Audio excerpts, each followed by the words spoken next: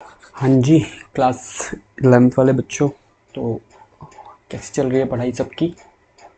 I hope सब अच्छा कर रहे होंगे। ओके, तो आज की जो क्लास होने वाली है या जो आज का लेक्चर होने वाला है, इस लेक्चर में आप क्या पढ़ोगे? इस लेक्चर में बेसिकली हमको डिस्कस करना है, दैट इज़ यानी कि बेसिकली हमें अकाउंटिंग की टर्मिनोलॉजीज़ के बारे में समझना है। सो जो टर्म आज हम पढ़ने वाले हैं दैट इज़ कॉल्ड एसेट। ठीक है, सो फर्स्ट टर्म जो हम आज डिस्कस करेंगे डिटेल्ड में वो है एसेट के बारे में कि what are the assets, asset होता क्या है, एसेट्स के टाइप्स कौन कौन से होते हैं, एग्जांपल्स कौन कौन से होते हैं। सो बेसिकली हम आज एसेट्स के बारे में पढ़ने वाले हैं। ठीक है, so without wasting your time let move with the steps. That is first one is known as asset. Now what is asset? Asset क्या होता है? ठीक है, सो एसेट्स क्या होते हैं? सिंगल को एसेट बोलते हैं और मल्टीपल को एसेट्स बोलते हैं। ठीक है, ना तो हम ये समझने वाले एसेट्स होता क्या है बेसिकली। सो ध्यान से समझना है सारी चीज़ें, क्योंकि ये आपके बेसिक्स हैं और बेसिक्स आपको स्ट्रांग होनी चाहिए, क्योंकि जब आप एमसीक्यूज को सॉल्व करोगे तो वहाँ पर आपके लिए बहुत ज़्यादा हेल्पफुल होती है। नाउ किसी भी चीज़ को, किसी भी जो भी चीज़ आपने परचेज़ करी है, जो भी आपके बिजनेस में आपके पास है, वो चीज़ आपके लिए एसेट कब बन जाएगी, इसके लिए उस थिंग को या उस चीज़ को दो कंडीशन को फुलफिल करना पड़ेगा। कौन सी दो कंडीशन को फुलफिल करना पड़ेगा? That is first one as कि वो जो एसेट है, यानी वो जो एसेट है उसके ऊपर आपका ओनरशिप होना चाहिए। क्या होना चाहिए? ओनरशिप। ठीक है, आपकी उसके ऊपर ओनरशिप होनी चाहिए। ठीक है, सो क्या होना चाहिए? ओनरशिप। ओनरशिप, तो first word is ownership. Ownership का मतलब क्या होता है कि वो एसेट जो है वो आपके नाम पे होना चाहिए। अब ओनरशिप से क्या मतलब है? लेट्स से मेरे को मेरे फ्रेंड ने मेरी अपनी एक कार दी, बोले ये 2 दिन के लिए अपने पास रख दे, तो क्या मैं उसका ओनर बन जाऊंगा? नहीं। दैट इज, उसको बोलते हैं पोजेशन। पोजेशन का मतलब समझते हो? जहाँ पर आपको सामान दिया गया है बट आप उसके ओनर नहीं होते हो। ठीक है, सो अगर आप उसके ओनर नहीं हो, यहाँ पर आप उसके ओनर नहीं हो, आपके पास ओनर नहीं है, यानी आपके पास ओनरशिप नहीं है। सो अगर आप ओनर नहीं हो तो आपके पास ओनरशिप नहीं है, नो ओनरशिप। और ओनरशिप नहीं है सो आपके लिए वो चीज़ एसेट नहीं हो सकती। ठीक है, सो पोजीशन और ओनरशिप में फ़र्क क्या होता है? पोजीशन का मतलब होता है कि आपके पास सामान रखा हुआ है बट आप उसके ओनर नहीं हो। ओनरशिप का मतलब होता है चाहे सामान आपके पास हो या ना हो, लेकिन ट्रू ओनर, जो ओरिजिनल ओनर होता है, वो आप ही होते हो। ठीक है, तो पहली कंडीशन होनी चाहिए कि आपकी क्या होनी चाहिए? ओनरशिप होनी चाहिए। ओके, तो फर्स्ट कंडीशन समझ में आ गया। ओके, सेकंड कंडीशन क्या होनी चाहिए फुलफिल करने के लिए किसी भी एसेट्स को? तो second condition is important that आपको उस चीज़ से क्या रिसीव होना चाहिए? आपको उससे रिसीव होना चाहिए फ्यूचर इकोनॉमिक बेनिफिट्स। यानी जो भी चीज़ें आपने खरीदी हैं, जो भी चीज़ें आपने ली हैं, उससे आपको फ्यूचर इकोनॉमिक बेनिफिट्स मिलने चाहिए। ठीक है, फ्यूचर इकोनॉमिक बेनिफिट्स, सिंपल सी फॉर्म में FEB। ओके, सो बेसिकली ये दोनों कंडीशंस आपको फुलफिल करनी पड़ेंगी किसी भी चीज़ को। कोई भी चीज़ अगर एसेट बनना चाहती है आपके बिजनेस के अंदर, सो उनको ये दो कंडीशन फुलफिल करना पड़ेगा। जैसे कि पहली कंडीशन ओनरशिप, दूसरी कंडीशन फ्यूचर इकोनॉमिक बेनिफिट। समझ में आया कि एसेट के लिए क्या होता है? एसेट आर द ऑर्गेनाइजेशंस की चीज़ें होती हैं जिसमें आपका ओनरशिप भी हो और साथ में क्या हो? फ्यूचर इकोनॉमिक बेनिफिट्स भी हो। वो क्या बन जाएगा? एसेट बन जाएगा। ठीक है, जैसे अब हम कैसे माने कि एसेट कौन सा होता है? लेट्स थोड़ा एक एग्जांपल लेते हैं। अज्यूमिंग आपने मशीन परचेज करी है। ठीक है, आपने मशीन परचेज करी है, तो जो मशीन परचेज करी है वो कंपनी के नाम पे परचेज करी है। तो क्या कंपनी के नाम पे अगर हमने परचेज करी है, so we have ownership? Yes, we have ownership, हमारे पास ओनरशिप है। इस मशीन को किस लिए लिया गया था? इस मशीन को लिया गया था ताकि आप फ्यूचर में इसको यूज़ करके प्रॉफिट्स कमा पाओ, है कि नहीं? प्रोडक्शन कर पाओ, तो मतलब इससे फ्यूचर इकोनॉमिक बेनिफिट मिलेगा। Yes sir. तो ये क्या बन जाएगा? ये मशीन क्या बन जाएगी? ये मशीन बन जाएगी एसेट बन जाएगी। क्या बन जाएगी? एसेट। सो मशीन हो, कार हो, गाड़ी हो, कुछ भी चीज़ें हो, वो एसेट कब कहलाएंगी? जब उसमें दो कंडीशन फुलफिल होगी, एक ओनरशिप एंड दूसरा future economic benefit. Remember, ownership. ठीक है, ओनरशिप का मतलब क्या है? जहां पर आपके पास राइट हो चीज़ों को बेचने का, उस चीज़ को सेल करने का। ठीक है, आप उसको सेल करो, आप उसको रेंट पे दे दो, कुछ भी कर सकते हो आप उसके साथ, that is called ownership. But position के केस में आप ऐसा कुछ नहीं कर सकते। पोजीशन का मतलब समझते हो कि आपके पास किसी का सामान रखा हुआ है आपके पास, बट आप उसको सेल नहीं कर सकते, आप उसको रेंट पे नहीं दे सकते, समझे? That is called position. So एक एसेट को बनने के लिए ये दोनों चीज़ें होनी बहुत ज़्यादा ज़रूरी होती हैं। ठीक है सर, समझ में आ गया। नाउ आगे क्या? अब हम समझते हैं कि एसेट जो होता है कितनी तरीके का होता है बेसिकली, है ना? एसेट्स टाइप, कौन कौन से टाइप का एसेट होता है? चलो देखते हैं। एसेट्स कौन कौन से टाइप का होता है? तो एसेट बेसिकली दो तरीके का होता है, बेसिकली दो तरीके का होता है। फर्स्ट वन, इसको हम बोलते हैं नॉन करंट एसेट्स। क्या बोला जाता है? Non current assets. ठीक है, ये तो हुआ पहला टाइप का asset, that is called non current assets. उसके बाद उसी की तरह एक नॉन करंट होता है और एक होता है करंट। एक होता है करंट एसेट्स। ठीक है, सो दो तरीके के एसेट्स हो गए, एक हो गया नॉन करंट एसेट्स, एक हो गया करंट एसेट्स। सर ये करंट क्या होता है? वो बिजली वाला? नहीं, वो बिजली वाला करंट नहीं है यहाँ पे। ठीक है, सर नॉन करंट एसेट्स और करंट एसेट्स में क्या फ़र्क होता है? बेसिकली यहाँ पर फ़र्क होता है टाइम पीरियड का। समझे? यहाँ पर सबसे ज़्यादा इंपॉर्टेंट जो फैक्टर होता है वो है टाइम पीरियड। नॉन करंट और करंट, करंट का मतलब होता है शॉर्ट पीरियड, सिंपल समझो। ठीक है, if you are talking about current assets, that mean कि जो एसेट्स हैं वो कितने पीरियड के लिए ली गई होंगी? शॉर्ट पीरियड के लिए। ठीक है, और अगर वो नॉन करंट एसेट्स हैं मतलब वो कौन से पीरियड के लिए ली गई होंगी? वो ली गई होंगी लॉन्ग पीरियड के लिए। सर ये पीरियड कैसे डिफाइन होगा? तो यहाँ पर जो पीरियड रखा गया है वो रखा गया है 1 accounting year, that is 1 year. ठीक है, सो अगर आपने कोई एसेट को एक से मतलब ऐसी कोई एसेट है, ऐसी कोई मशीन है, ऐसा कोई फर्नीचर है जिससे आपको बेनिफिट्स जो हैं 1 साल से ज़्यादा समय के लिए मिलते हैं, तो उस एसेट को हम बोलते हैं नॉन करंट एसेट, सिंपल भाषा में। और अगर कोई ऐसी एसेट्स है जिससे आपका जो बेनिफिट है, यानी उससे मिलने वाला जो बेनिफिट है वो 1 साल से ज़्यादा चलेगा ही नहीं, 1 साल के अंदर ही बेनिफिट खत्म हो जाएंगे उससे। ठीक है, एसेट गायब हो जाएगी आपके पास से, तो उसे बोलेंगे शॉर्ट पीरियड की एसेट, जैसे इज कॉल्ड करंट एसेट्स। समझ में आया कि नॉन करंट और करंट में बेसिकली क्या फ़र्क होता है? कि नॉन करंट जो होता है वो लॉन्ग पीरियड के लिए हेल्ड करी जाती है और करंट वाली जो होती है वो शॉर्ट पीरियड के लिए हेल्ड करी जाती है। ठीक है, ये बात तो हुई। अब करंट एसेट्स का मतलब समझ में आया कि करंट एसेट्स क्या होता है? Yes sir. सो क्या लिखोगे करंट एसेट्स में? तो कह रहा है current assets are those assets whose benefit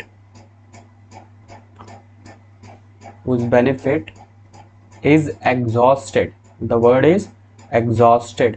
ठीक है, whose benefit is exhausted within year, within accounting year। ठीक है, विद इन अकाउंटिंग ईयर बोल दो, कुछ भी बोल दो। ठीक है, यानी जिससे मिलने वाला जो बेनिफिट है वो एग्जॉस्ट हो जाएगा एक ही साल के अंदर अंदर। ठीक है, एक ही साल के अंदर अंदर बेनिफिट, तो उसको हम बोलेंगे करंट एसेट्स। समझ में आया कि करंट एसेट्स क्या होता है? कि जिससे मिलने वाला जो बेनिफिट है वो 1 साल के अंदर अंदर ही खत्म हो जाए,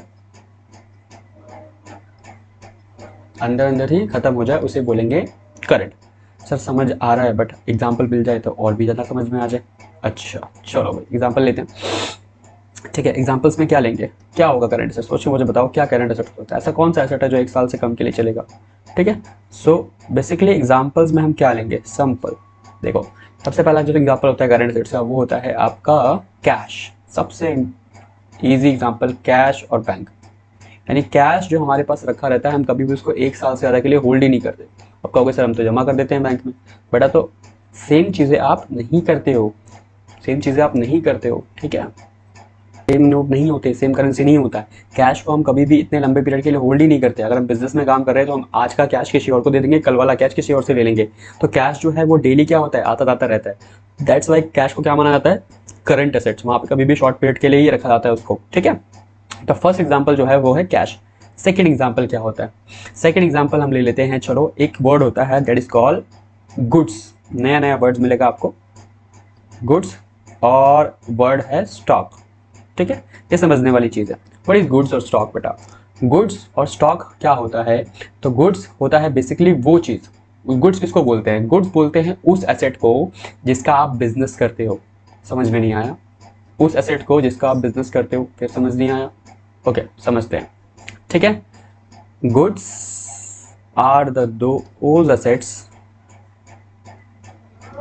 विच connected to main business activity. ठीक है, which connected to main business activity, जो मेन बिजनेस एक्टिविटी से कनेक्टेड होती है। ठीक है, जो किससे कनेक्टेड होती है? मेन बिजनेस से, मेन बिजनेस।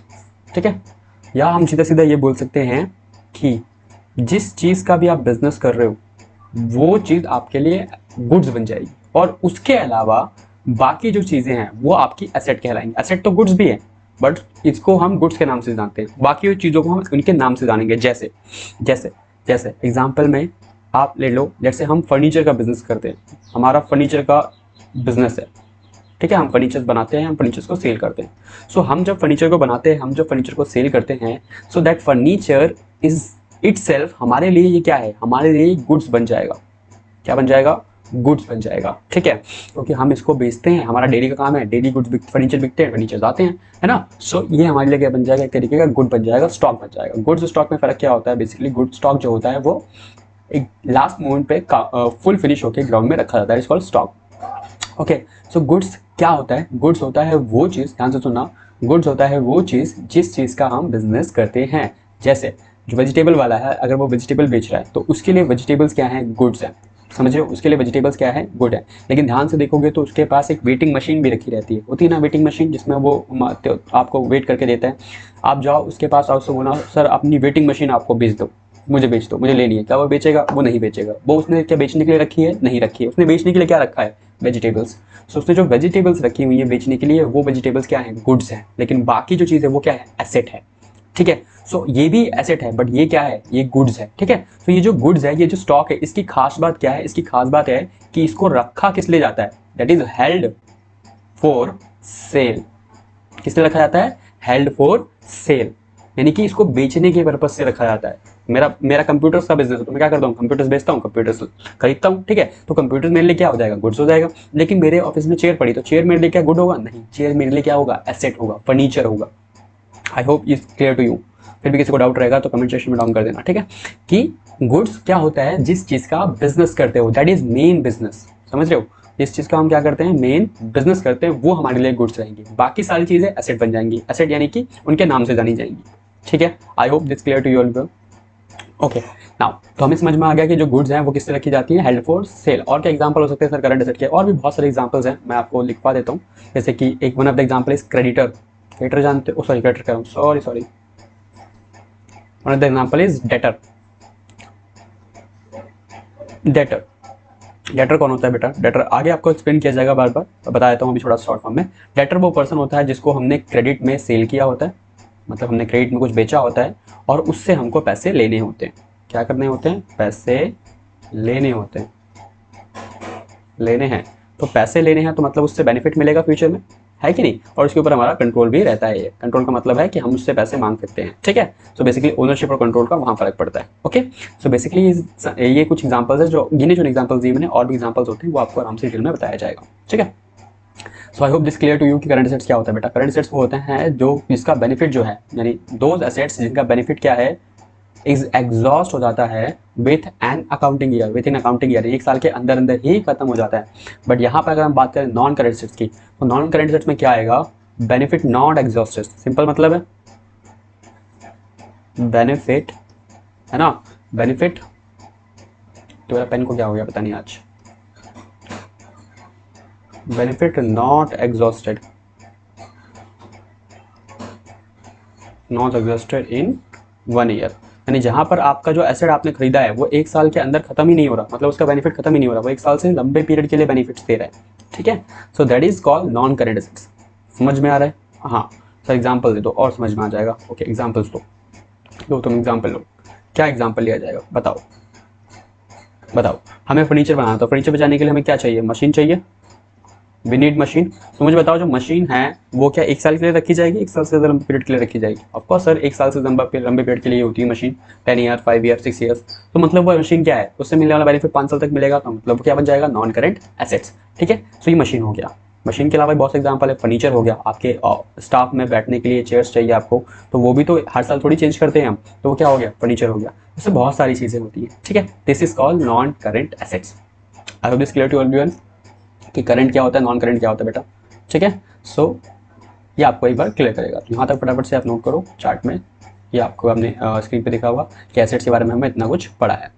अभी इसमें से एक ट्विस्ट रहता है, ठीक है, उसको भी डिस्कस कर लेंगे फटाफट से। तो जब तक आप नोट करो, आपको 20 सेकंड मिलते हैं, या स्क्रीनशॉट ले लो।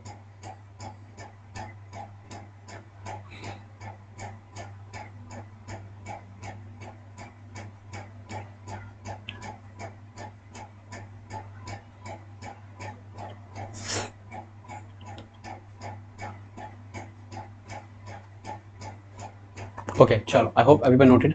नाउ फर्दर मूव करते हैं नॉन करेंट एसेट्स के ऊपर। हम नॉन करेंट एसेट्स के बारे में पढ़ रहे थे बेटा, ठीक है। सो अब ध्यान रखना, वहाँ पर हमने क्या बताया था, गुड्स के बारे में एक कंडीशन बताई थी। क्या बताई थी कि गुड्स जो होते हैं वो किस पर्पज से रखे जाते हैं, हेल्ड फॉर सेल। किस लिए रखे जाते हैं, हेल्ड फॉर सेल। बट मुझे बताओ कि आपने जो मशीन खरीदी थी उस मशीन को किस लिए रखा गया होगा, सर उसका पर्पज क्या है, उसका पर्पज है हेल्ड फॉर यूज। उसको तो हमें क्या करना है, यूज करना है। क्या बेचने के लिए पर्पज से रखी है, नहीं, उसको हमने बेचने के पर्पज से नहीं रखी है भैया, ठीक है। सो एसेट्स जो होती हैं एक्सेप्ट गुड्स, गुड्स को रखा जाता है हेल्ड फॉर सेल, लेकिन बाकी जो एसेट्स हैं, मशीनरी हो गई, प्लांट हो गया, ये सब चीज़ें जो हैं ये रखी जाती हैं हेल्ड फॉर यूज, ठीक है। Okay, very clear. Now non current asset discuss कर लिया। नॉन करेंट एसेट्स के बाद हमें पता लगा कि नॉन करेंट एसेट्स के भी दो टाइप होते हैं। पहला, सर इतना सारा कैसे होता है, देखो। सो नॉन करेंट एसेट्स के भी फर्दर दो पार्ट्स हैं, वो क्या हैं वो भी डिस्कस कर लेते हैं, ठीक है। कुछ मुश्किल नहीं है, सब इजी है, ठीक है। आओ डिस्कस करें।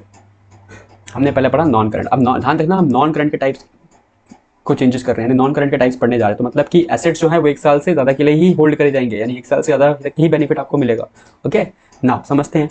जब हम बात करते हैं नॉन करंट्स के भी दो टाइप के हो, तो उनमें कौन कौन सा आता है, उसमें आता है एक टेंजिबल एसेट।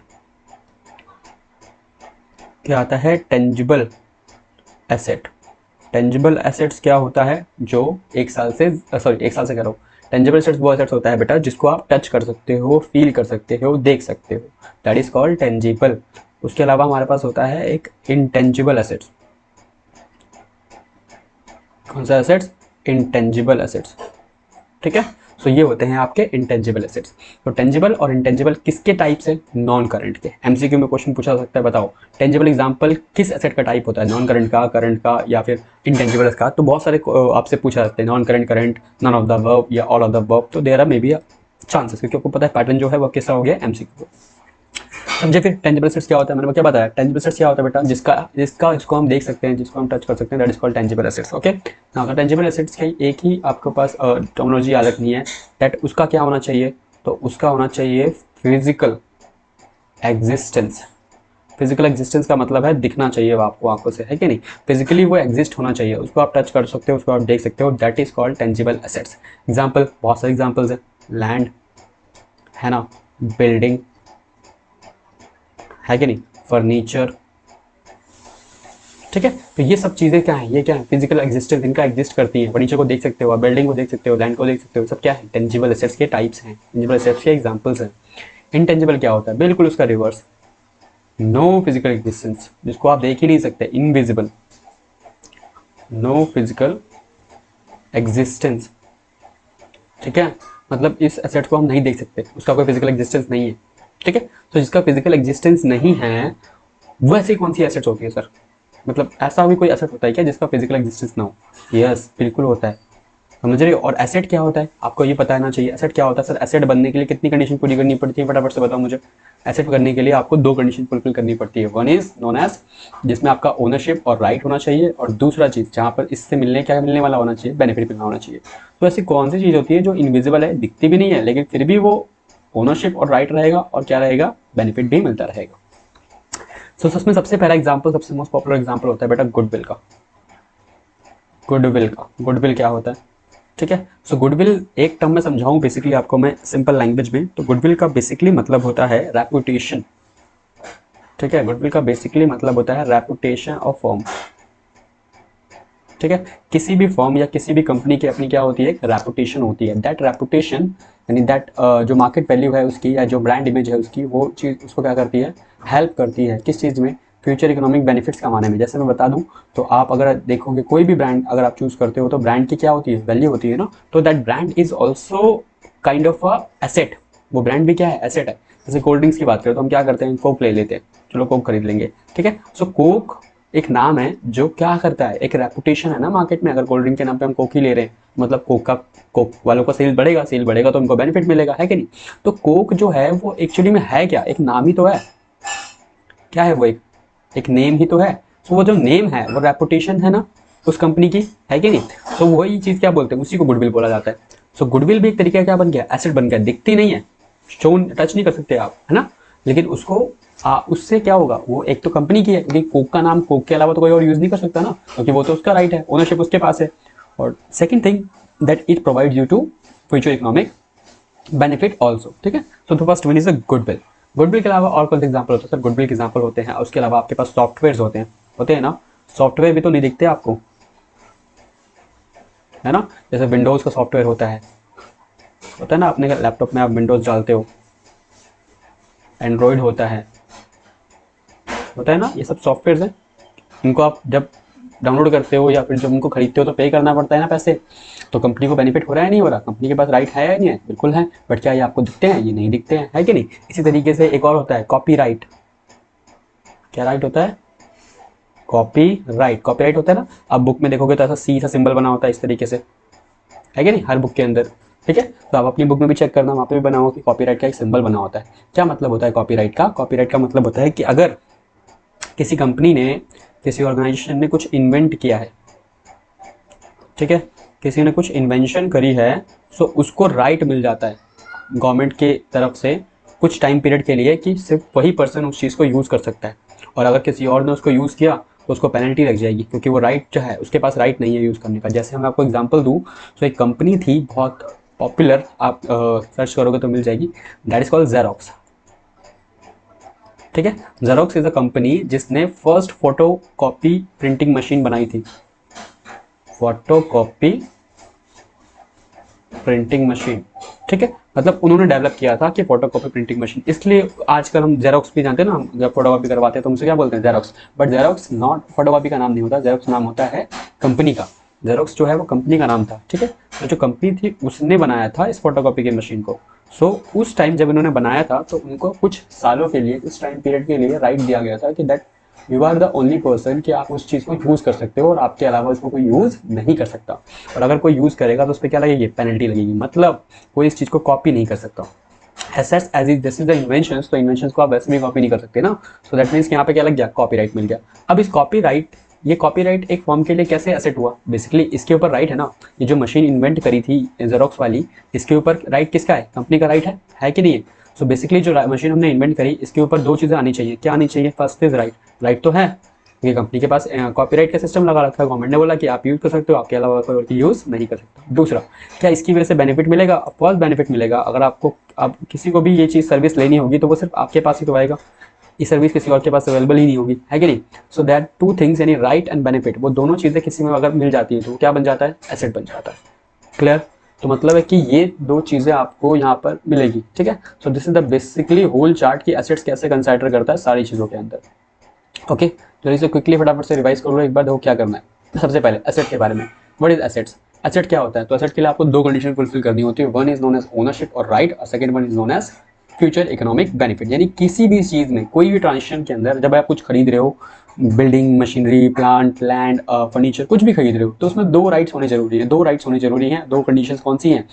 ओनरशिप या फिर राइट होना चाहिए आपके पास, दूसरा फ्यूचर इकोनॉमिक बेनिफिट। तो क्या बन जाएगा बेटा? वो बन जाएगा एसेट्स। फिर हमने कहा सर एसेट कितने तरीके की होती है? तो बेसिकली एसेट जो होती हैं वो दो तरीके की होती हैं। One is known as non current, other one is known as current. ठीक है, सो करंट वाली पीरियड जो है, करंट का मतलब क्या होता है? शॉर्ट पीरियड, और नॉन करंट का मतलब होता है लॉन्ग पीरियड। ओके, पीरियड क्या है? Period is 1 year. तो अगर एक एसेट को आप 1 साल से ज़्यादा से तक यूज़ करोगे तो ज़्यादा बेनिफिट मिलेगा, तो मतलब कि वो नॉन करंट है। लेकिन अगर आप एक एसेट को 1 साल से कम के लिए यूज़ करोगे तो वो क्या है? शॉर्ट पीरियड के लिए, तो वो क्या है? नॉन करंट एसेट्स है ना। यही समझा हमने जब हमने करंट एसेट्स पढ़ा था। करंट एसेट्स में कुछ एग्जांपल्स डिस्कस किए थे। वन इज कैश, कैश आपका करंट एसेट्स होता है। यस, कैश आपका करंट एसेट्स होता है। दूसरा आपका होता है गुड्स। गुड्स के बारे में समझाया मैंने। गुड्स का जो पर्पस होता है वो क्या होता है? क्या हेल्ड फॉर यूज होता है, हेल्ड फॉर सेल होता है? गुड का जो यूजेज होता है वो होता है हेल्ड फॉर सेल। उसके अलावा बाकी जितनी भी एसेट्स होती हैं उन सबका जो पर्पस होता है वो क्या होता है? Held for use. ठीक है ना। गुड्स के बारे में बताया मैंने। गुड्स किस क्या चीज़ होती है? तो गुड्स होती है वो एसेट्स है, वो चीज़ें जो आपके मेन बिजनेस से कनेक्ट करती हो। ठीक है, जिसका आप बिजनेस कर रहे हो उसको हम क्या बोलते हैं?